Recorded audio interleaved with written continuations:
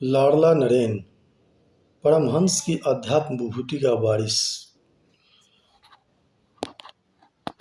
परमहंस देव की आराध्या माँ ने अपने बालक को आश्वस्त करते हुए कहा था, घबरा मत, तेरी लीला का छंद पूरा करने के लिए संस्कारी बालकों का मेला लगेगा इस आंगन में।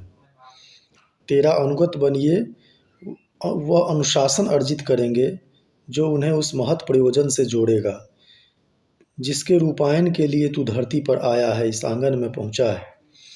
और ठाकुर उन बालकों के लिए व्याकुल विक्षिप्त हो गए।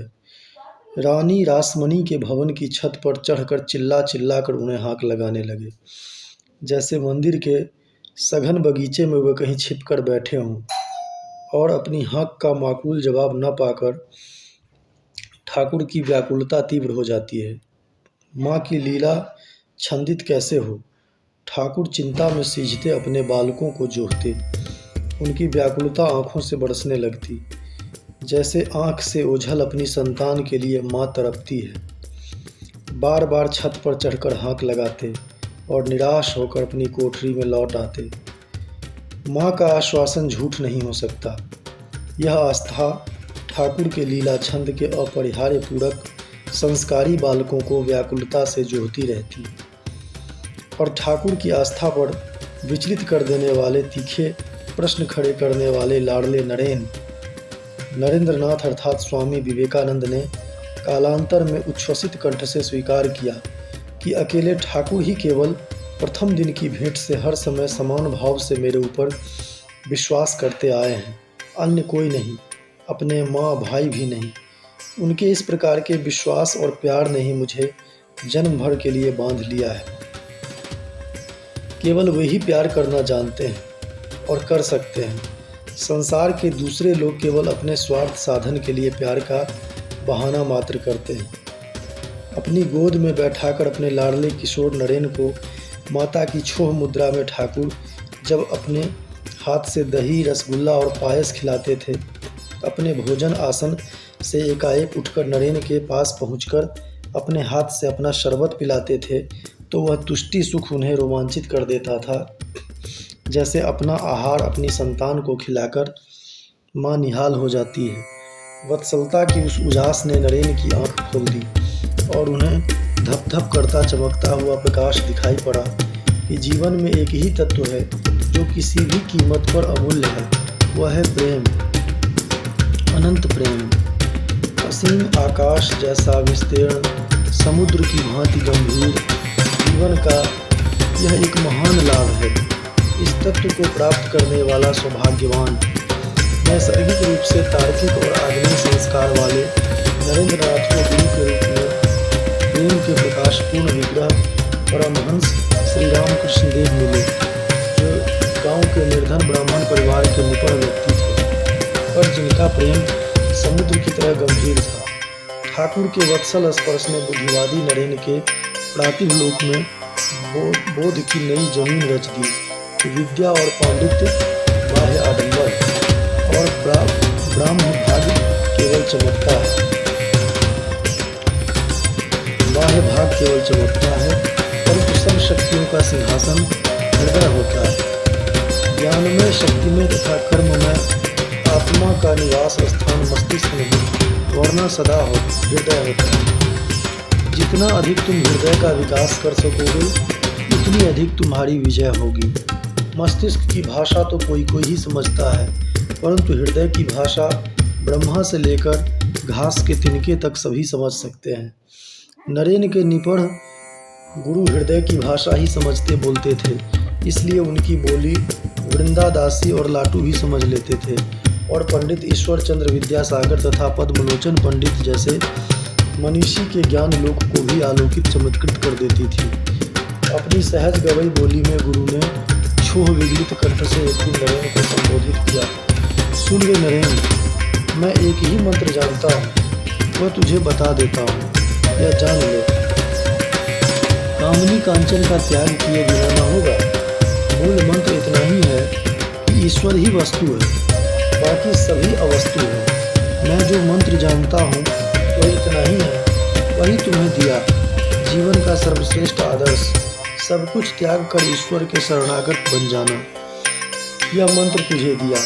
और उस मूल्यवान संपदा को पाकर नरेन की आंखें बरसने लगी, कुहासा कट गया। नरेन केवल प्रकाश ही प्रकाश देख रहे थे, बोध का प्रकाश। केवल आध्यात्मिक ज्ञान ही ऐसा है जो हमारे दुखों को सदा के लिए नष्ट कर सकता है। अन्य किसी प्रकार के ज्ञान से तो हमारी आवश्यकताओं की पूर्ति केवल अल्प समय के लिए ही होती है। जो मनुष्य आध्यात्मिक ज्ञान देता है वही मानव समाज का सबसे बड़ा हितैषी है। और नरेंद्र नाथ को अपना गंतव्य और वहां पहुंचाने वाली राह दिखाई पड़ गई। गुरु के जीवन के अक्षर बाँचते उन्हें सत्य का सटीक बोध हो गया कि दुनिया की बात दुनिया जाने। भारतवर्ष में पंडिताई नहीं, शील की पूजा होती है। पोथी ज्ञान से बड़ा चरित्र होता है। आलोक स्तंभ के रूप में उनके निपट गुरु का चरित्र सामने खड़ा प्रेरणा प्रकाश रच रहा था। समाधिस्थ परमहंस देव ने एक दिन सप्तऋषि लोक का दृश्य देखा था और उनके हृदय में यह विश्वास दृढ़ हो गया था कि नरेन का लोक वेदना के मोचन के लिए सप्तऋषि लोक से धरती पर अवतरण हुआ है। थोड़ी निकटता बढ़ते ही ठाकुर एक दिन अपने लाडले नरेन को साथ लेकर पंचवटी में पहुंचे और गहरे छोह के साथ मूल प्रयोजन का संकेत किया। नरेन, मेरी माँ ने अष्ट सिद्धियाँ मुझे सौंपी है, बड़ी मूल्यवान संपदा है। धर्म प्रचार में इससे बड़ी सहायता मिलेगी, पर मेरे जैसे माँ के क्रीड़ा कौतुक और लीला गान में डूबे रहने वाले आदमी के उपयोग की यह संपदा नहीं। तू इसे ले ले। नरेन की जीभ पर जवाब हाजिर था। ईश्वर के साक्षात्कार में इससे सहायता ना मिले तो अपनी माँ की यह मूल्यवान संपदा आप अपने ही पास रखिए ठाकुर। पहले मैं ईश्वर साक्षात्कार का मुख्य प्रयोजन पूरा कर लूँ, फिर और बोझ उठाऊंगा। और नरेन की पुष्ट ईश्वर निष्ठा को लक्ष्य कर ठाकुर निहाल हो गए। उनकी आंख ने धोखा नहीं खाया है। नरेन नारायण है और नारायण का एक पल का वियोग भी ठाकुर के लिए असहम्य हो जाता।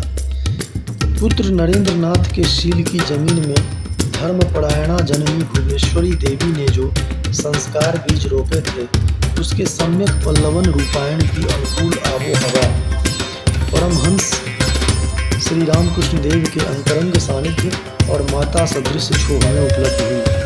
और ठाकुर के निर्देश के मुताबिक उचित पटरी पकड़कर नरेंद्र नाथ उस सोपान पर पहुंच गए थे जहां से मानव मुक्ति के लिए विश्वात्मा को पूरे बल के साथ संबोधित कर सकते थे। लीला संवरण की घड़ी जब निकट थी, परमहंस देव ने कागज के एक टुकड़े पर लिखा था, नरेन शिक्षा देगा। नरेंद्र नाथ ने वह बल अपने भीतर अनुभव किया जिस महत् प्रयोजन को पूरा करने के लिए उनका धरती पर अवतरण हुआ था। अज्ञान के तमस में डूबे मनुष्य की हीन मान्यता और यातना को पहचानने वाली दृष्टि परमहंस संस्पर्श ने खोल दी थी और साफ दिखाई पड़ रहा था कि सांप्रदायिकता, संकीर्णता और इनसे उत्पन्न भयंकर धर्म विषयक उन्मत्तता इस सुंदर पृथ्वी पर बहुत समय तक राज्य कर चुकी है। इनके घोर अत्याचार से पृथ्वी भर गई है। इन्होंने अनेक बार मानव रक्त से धरनी को सींचा, सभ्यता नष्ट कर डाली तथा समस्त जातियों को हताश कर डाला। इसी हताशा को तोड़ना और धर्म का मर्म खोलकर मनुष्य जाति में प्रेम की नई ऊर्जा का प्रक्षेपण आज का सबसे बड़ा धर्म है। यह बोध अंग्रेजी शिक्षा में पले नरेंद्र नाथ में उनके निपण गुरु परमहंस श्री रामकृष्ण के आध्यात्मिक अनुशासन में रचा था और विश्व मानव को संबोधित करते उन्होंने कहा, कोई भी धर्म ग्रंथ हमें धार्मिक नहीं बना सकता, चाहे हम दुनिया के सारे धर्म ग्रंथ पढ़ डालें, परंतु संभव है कि फिर भी ईश्वर या धर्म का हमें तनिक भी ज्ञान न हो। हम सारी उम्र बातें करते रहें पर फिर भी कोई आध्यात्मिक उन्नति न हो। फिर भी मेरा विश्वास है कि जिस मनुष्य के हृदय हैं वह शैतान कभी नहीं हो सकता। यदि हृदय और बुद्धि में विरोध उत्पन्न हो तो तुम हृदय का अनुसरण करो, क्योंकि बुद्धि केवल एक तर्क के क्षेत्र में ही काम वह उसके परे जा ही नहीं सकती। केवल हृदय ही उच्चतम भूमिका में ले जाता है, वहाँ तक बुद्धि कभी नहीं पहुँच सकती। हृदय बुद्धि का अतिक्रमण कर जिसे हम अंतःकरण कहते हैं उसे पा लेता है। बुद्धि कभी अंतःस्फुरित नहीं हो सकती, केवल उद्बोधित हृदय ही अंतःस्फुरित हो सकता है। केवल बुद्धि प्रधान किंतु हृदय शून्य मनुष्य कभी अंतःस्फूर्त नहीं हो सकता। एक अपढ़ मनुष्य को कोई ज्ञान नहीं होता, पर वह थोड़ा बहुत भावना प्रधान होता है। अब उसकी तुलना एक प्रोफेसर से करो।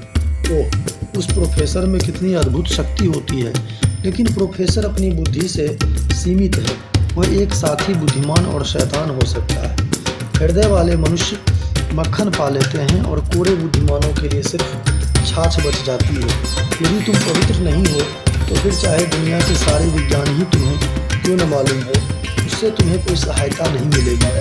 तुम चाहे समस्त किताबों को कंठस्थ कर डालो, परंतु फिर भी विशेष लाभ न होगा। वह हृदय ही है जो अंतिम ध्येय तक पहुँच सकता है।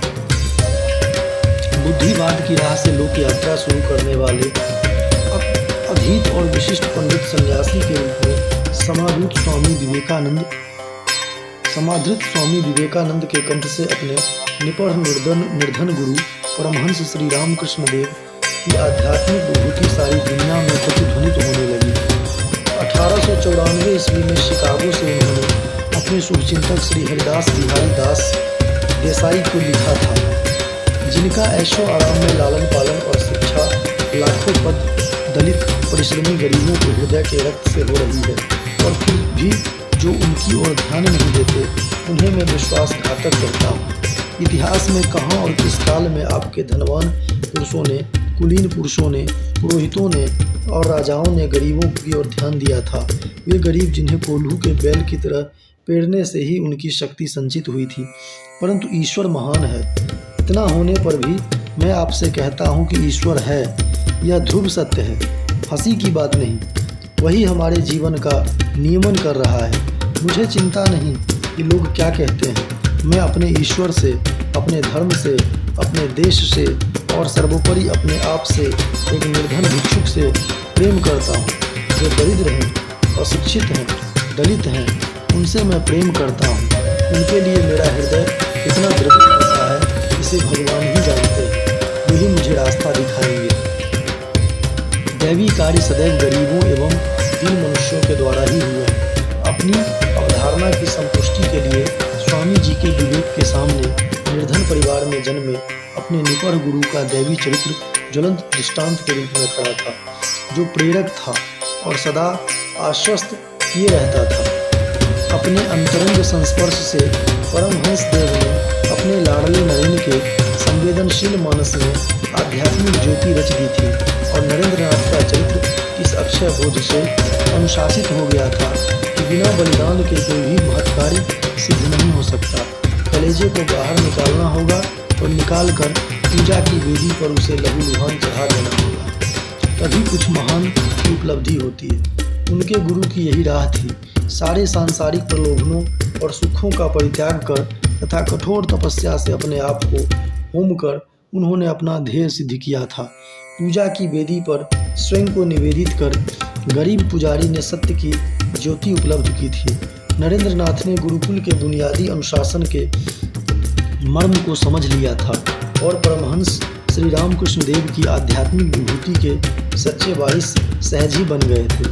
नरेंद्रनाथ का जन्म 12 जनवरी 1863 ईस्वी को कोलकाता के उस आंगन में हुआ था जिसकी एक ओर भागवत आस्था जगनी भुवनेश्वरी देवी के रूप में खड़ी हुई थी और दूसरे कोने में अंग्रेजी शिक्षा प्राप्त पाश्चात्य शिक्षा सभ्यता के पक्षधर प्रकृत्या उदार और प्रगतिशील पिता विश्वनाथ दत्त आधुनिकता के प्रभाव से दमकते खड़े थे। वाराणसी यात्रा में भुवनेश्वरी देवी ने विश्वनाथ मंदिर में भगवान विश्वेश्वर से पुत्र की कामना प्रार्थना की थी। काम में उपलब्ध कर उनका हृदय जुड़ा गया था। बड़ी जागरूकता के साथ पुत्र की संस्कार भूमि तैयार करके विविध धार्मिक आख्यान सुनाया करती थी। रामायण महाभारत के चरित्रों की चर्चा करके भारतीय परंपरा और आदर्श का परिचय देती रहती थी। पाठशाला में प्रवेश करने के पूर्व माता की वाचिक शिक्षा ने नरेंद्र नाथ की मानस भूमि को उर्वर बना दिया था। मनौती से उपलब्ध अपनी संतान के प्रति सदा उफनती रहने वाली वत्सलता ने कभी विवेक का धरातल नहीं छोड़ा। बेटे का भाषा बोध लक्ष्य कर माता ने उसके कान में जीवन मंत्र डाला, आजीवन पवित्रता और आत्मसम्मान की रक्षा करना और उतना ही संवेदनशील दूसरे के सम्मान के प्रति। और स्वामी विवेकानंद के जीवन का अंतरंग साक्ष्य है कि मात्र मंत्र के प्रति वे आजीवन सजग, सम्मानशील और विनीत रहे। आंगन की वाचिक शिक्षा द्वारा रचित भित्ति बड़ी पुष्ट और उर्वर थी। इसका प्रमाण तब प्रकाशित हुआ जब सुदर्शन, सुकंठ और मेधावी बालक नरेंद्र विद्यालय के आंगन में पहुंचा। वकील पिता विश्वनाथ दत्त में आधुनिक सभ्यता का आग्रह और भौतिक वैभव की महत्वाकांक्षा थी। पुत्र के स्वास्थ्य, कंठ और पोथी ज्ञान की सम्यक उन्नति के प्रति वे संवेदनशील थे। साधन संपन्न पिता ने नरेंद्र नाथ के व्यक्तित्व विकास की अपेक्षित सुविधाएं उपलब्ध कराई और नरेंद्र नाथ ने अपनी नैसर्गिक रचनात्मक ऊर्जा के विकास के लिए सुलभ अनुकूल का भरपूर लाभ उठाया। आध्यात्मिक स्पृहा और वैराग्य भाव नरेंद्र नाथ के रक्त में था। उनके पितामह घर गृहस्थी से मोह ममता समेटकर 25 वर्ष की वय में ही सन्यासी बन गए थे। लेकिन अंग्रेजी शिक्षा संस्कार पिता का राजस भाव था। भौतिक समृद्धि, सुख के आग्रही विश्वनाथ दत्त की दरियादिली और शाही जीवन शैली परिचित दुनिया में चर्चित थी। उनकी जीवन शैली का सर्वाधिक सुख दुख उनके परिवार को ही भोगना पड़ा।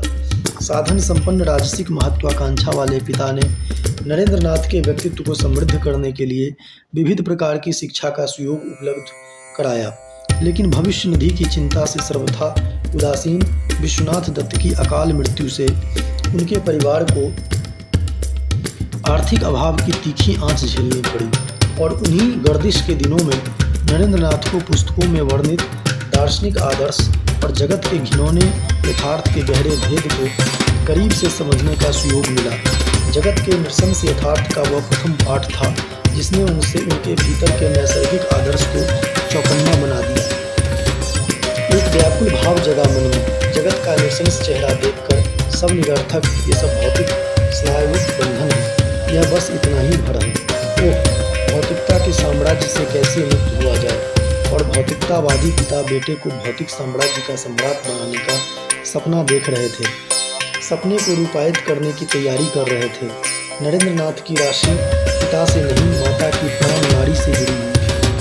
कुमारी मेरी हेल को 20 फरवरी 1900 के लिखित पत्र में उन्होंने स्वीकार किया था कि जब मेरे पिता मरे तब मुझे महीनों तक कसक बनी रही, जब तक कि मैं उनके प्रति अवज्ञाकारी भी था। प्रतिकूल सांसारिक परिस्थितियों के तीखे आघात ने उनके नैसर्गिक वैराग्य भाव को उद्दीपित किया। धर्मपरायणा माता द्वारा उपलब्ध अनुशासन को नरेंद्र नाथ ने वरीयता दी। उनके शील और व्यक्तित्व निर्माण की जमीन तैयार करने में माता की तपस्या की सर्वोपरि भूमिका थी। 1894 में अमेरिका में उच्छ्वसित कंठ से माता के आत्मसंयम, पवित्रता और विचक्षण वत्सल चरित्र की प्रशंसा की थी। माता को सुख पहुंचाने के लिए सदा तड़पते रहते। उनकी अनुपस्थिति में जो कोई उनकी माँ और बहन की खोज खबर लेता, श्रद्धा सेवा करता, उसके प्रति पूरी भावुकता के साथ कृतज्ञता प्रकट करते थे। अमेरिका वासियों के बीच अपनी माता की गुणवत्ता की चर्चा करते उल्लसित कंठ से उन्होंने स्वीकार किया था कि मेरी माता से ही मुझे अपने जीवन व कर्म की निरंतर प्रेरणा मिली और माता द्वारा रोपा गया संस्कार बीज किशोर वय में एक प्रकाशपूर्ण बोध के रूप में पल्लवित हो गया था कि निष्कपट और पवित्र हुए बिना कोई महत् कार्य संपन्न नहीं हो सकता। यह बोध ही नरेंद्र नाथ की प्रधान अनुशासन भित्ति है। जवानी के प्रथम चरण में ही माता पिता की साध एक मोहक सपने के रूप में उन्हें दिखाई पड़ने लगी। उसे स्मरण करते लिखा है कि मेरी जवानी के शुरू से ही प्रतिदिन रात्रि में जब मैं सो जाता था मुझे 2 स्वप्न आते थे। पहले स्वप्न में मैं अपने आप को पृथ्वी के उन श्रेष्ठतम मनुष्यों में जिनमें सब प्रकार के ऐश्वर्य, सम्मान, शक्ति और यश प्राप्त हैं, बैठा हुआ पाता था और मैं अनुभव करता था कि मेरे अंदर इन सब वस्तुओं को प्राप्त करने की शक्ति मौजूद है। परंतु अगले ही क्षण दूसरे स्वप्न में देखता था कि मैं अब सांसारिक ऐश्वर्यों का त्याग कर एक कौपीन धारण कर भिक्षावृत्ति द्वारा अपना पालन करता हूँ और एक वृक्ष के नीचे मेरी शैया है। और मैं सोचता था कि प्राचीन ऋषियों की तरह इस प्रकार भी जीवन व्यतीत कर सकता हूँ। इन दोनों चित्रों में से दूसरा चित्र विजयी रहता था।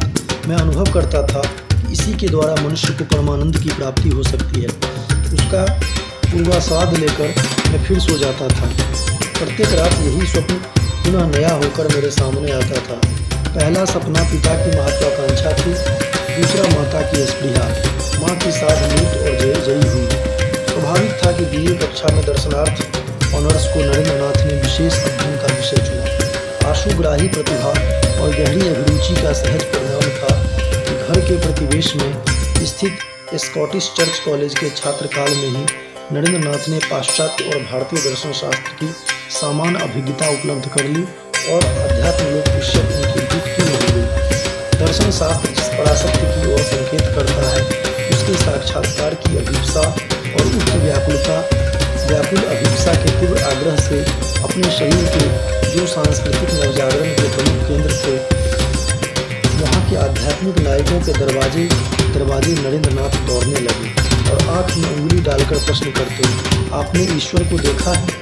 मगर बड़े बड़े पंडितों, शास्त्रों और प्रख्यात सांप्रदायिक नायकों में एक भी न मिला जो नरेंद्र नाथ की भूख को तुष्ट कर सके।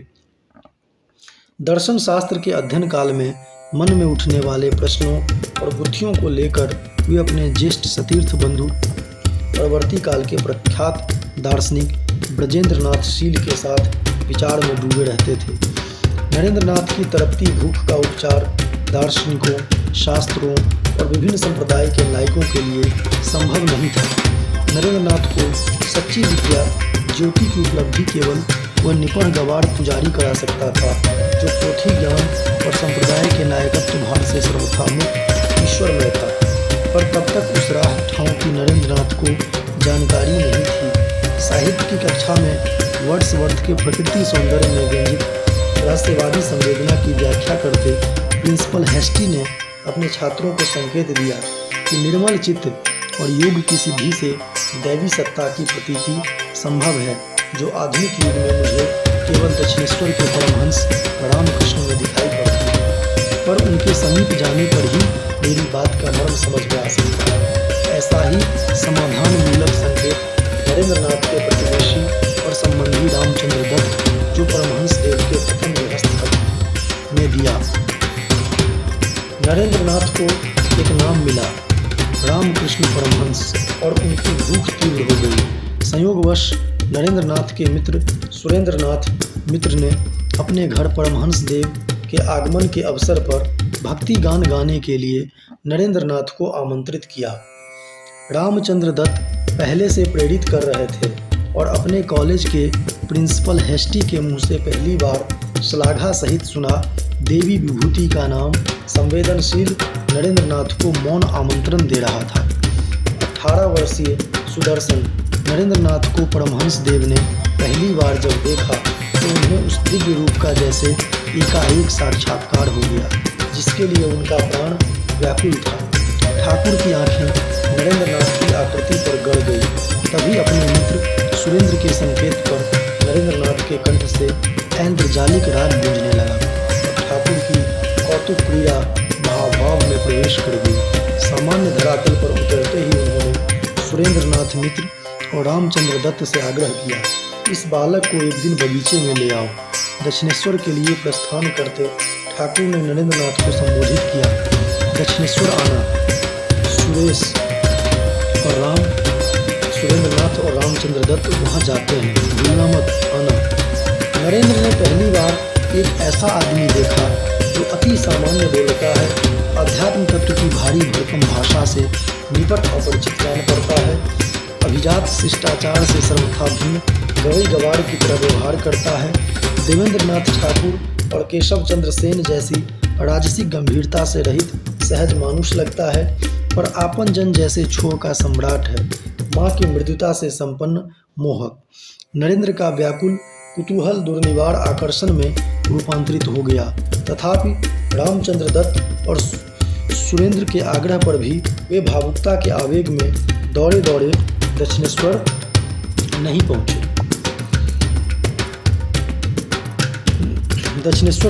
गए। विचक्षण मानुष की सुधि से आबिद नरेंद्रनाथ का राजस भाव अपनी सामान्य चर्या में सक्रिय बना रहा। सहज मौज में अपने कुछ साथियों के साथ एक लंबे अंतराल के बाद एक दिन दक्षिणेश्वर के काली मंदिर में पहुंचे। पश्चिम वाले द्वार से परमहंस कक्ष में प्रवेश किया। जिस रूप पर ठाकुर का मन संसक्त था, उसे अपनी कुटिया में प्रवेश करते देखकर भाव उद्वेलित हो गए। गलदक्षु कंठ से गवई बोली में ठाकुर ने नरेंद्र का स्वागत किया। आह, इतनी देर कर दी, तेरे लिए मेरा प्राण छटपट कर रहा था। ऐसी निठुराई मुझसे सही नहीं जाती नरेंद्र। चल आया तो। और फर्श पर बिछी चटाई पर बैठने का संकेत दिया। जाड़े का समय था, ठंडी हवा के प्रतिरोध के लिए दरवाजे बंद थे। अपने आसन से ठाकुर एकाएक उठे और गहरी आत्मीयता से नरेंद्र का हाथ पकड़कर उत्तरी बरामदे में ले गए। एकांत विचार से कमरे का दरवाजा ढंगा दिया, जैसे अपने उपलब्ध देवता को एकांत में पूजने की तैयारी कर रहे हों। छोह का मात्रवत स्पर्श देते ठाकुर अश्रुपात करते बोले, तू कितना निष्ठुर है। सचमुच मैं कितनी व्याकुलता से तेरी प्रतीक्षा कर रहा था, तू सोच भी नहीं सकता। विषयी मनुष्यों की बातें सुनते मेरा हृदय जलता रहता था। आंखें तेरे लिए तड़प रही थी और तू कितना निष्ठुर है। इतने दिनों बाद आया। फिर कमरे से मिश्री, माखन और संदेश लेकर ठाकुर अपने हाथ से नरेंद्र के मुंह में पुलकित भाव से खिलाने लगे।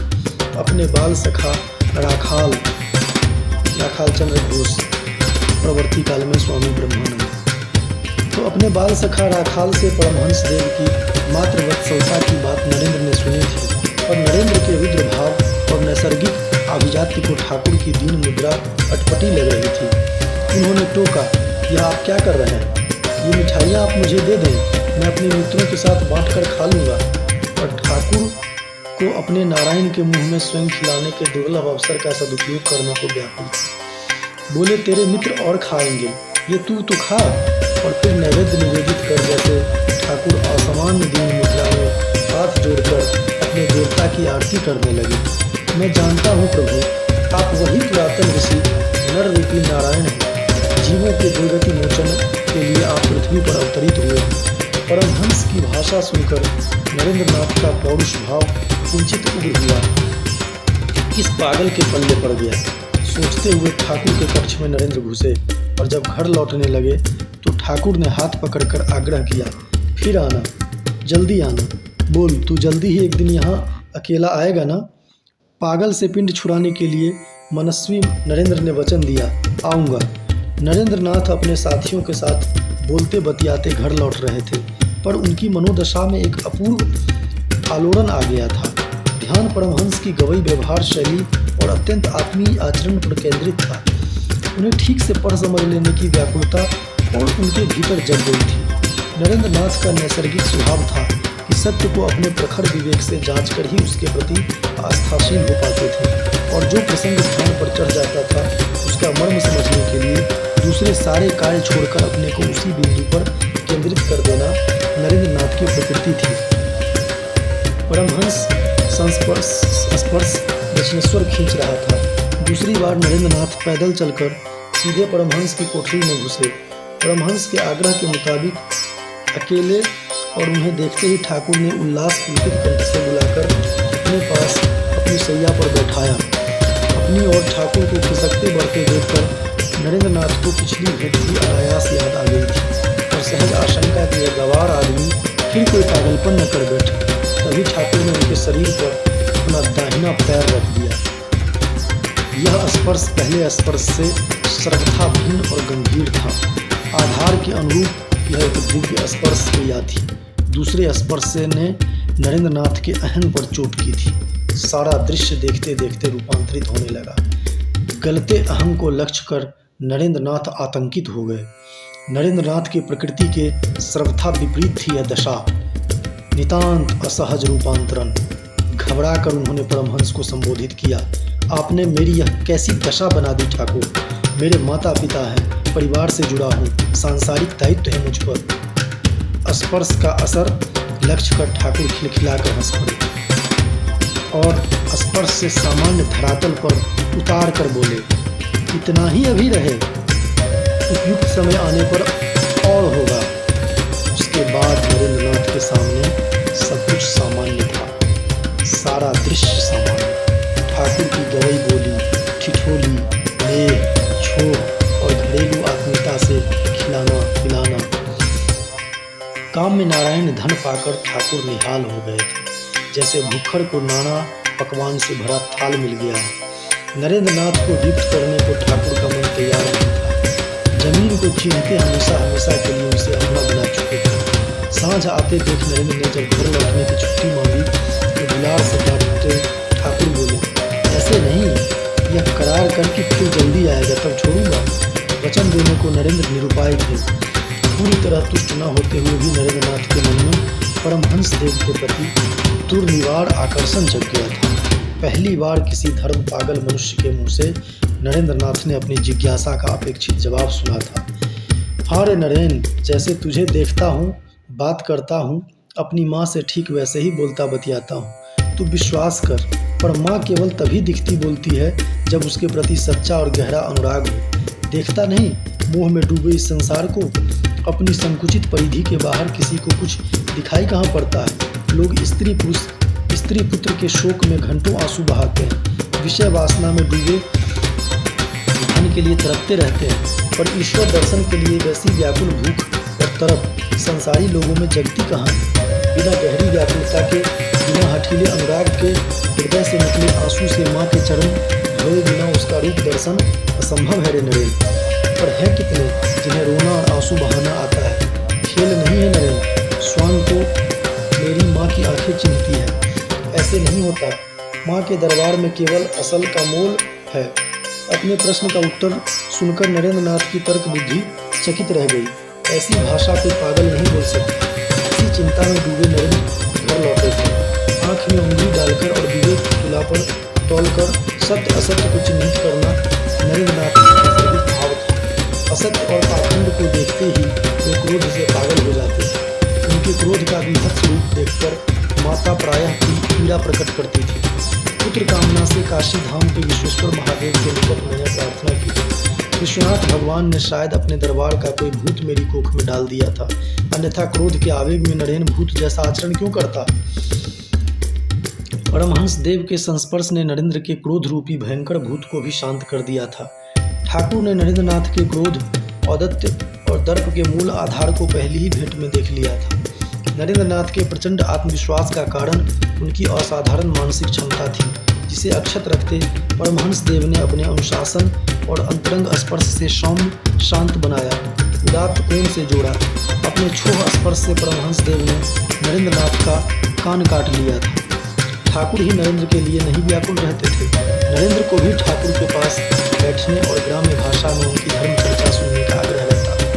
दक्षिणेश्वर की तीसरी यात्रा में नरेंद्र को अपने साथ लेकर ठाकुर मंदिर की भीड़ से दूर यदु मल्लिक के प्रतिवेशी उद्यान गृह में चले गए। यदु मल्लिक ठाकुर के स्नेह भाजन थे और उनका घर ठाकुर का अपना ही घर था। कुछ ही क्षण में ठाकुर समाधिस्थ हो गए। परमहंस की उस भाव मुद्रा को नरेंद्र अवाक होकर देख रहे थे। तभी उनको ठाकुर ने पैर से स्पर्श किया और उनका जगत बोध लुप्त हो गया। उसी अवस्था में परमहंस देव ने नरेंद्र से कई अंतरंग प्रश्न पूछे और उत्तर से तुष्ट हो उनके वक्ष स्थल को हस्त स्पर्श दे उन्हें धीरे धीरे सामान्य भूमि पर उतारा। और वह पूर्व स्पर्श से गंभीर भूमि स्पर्श था। आधार के अनुरूप बीज वपन का महत्व उपक्रम था। नरेंद्रनाथ को परमहंस विभूति के गहन स्पर्श की उपलब्धि हो गई थी।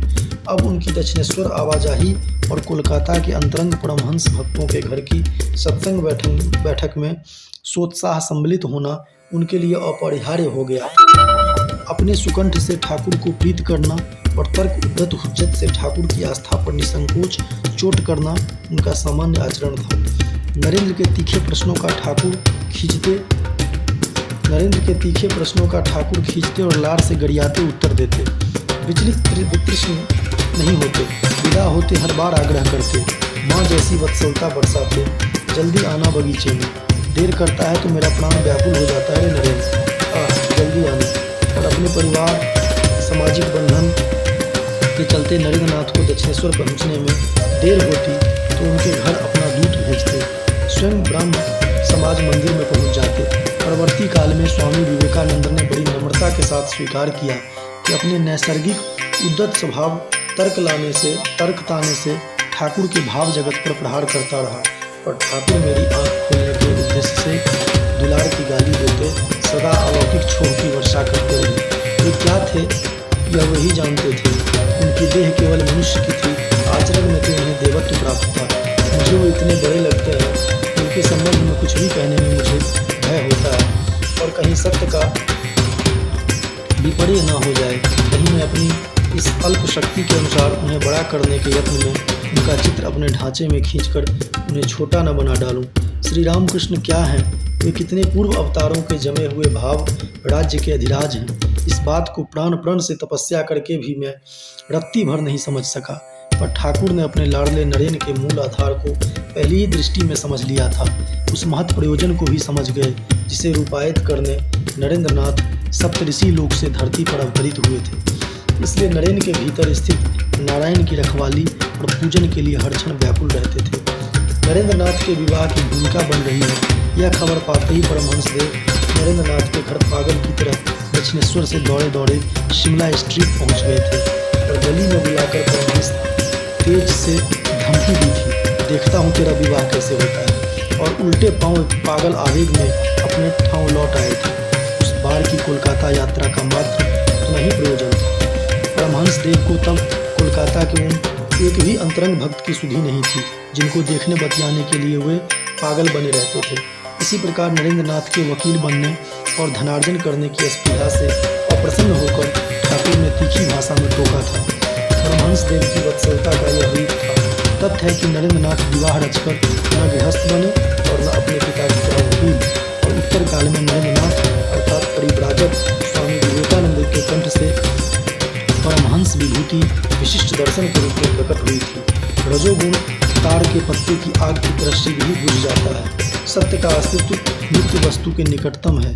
सत्य प्रायः नित्य सा है। रजोगुण वाली जाति दीर्घजीवी नहीं होती, सत्य गुण वाली जाति चिरंजीवी सी होती है। इतिहास इस बात का साक्षी है।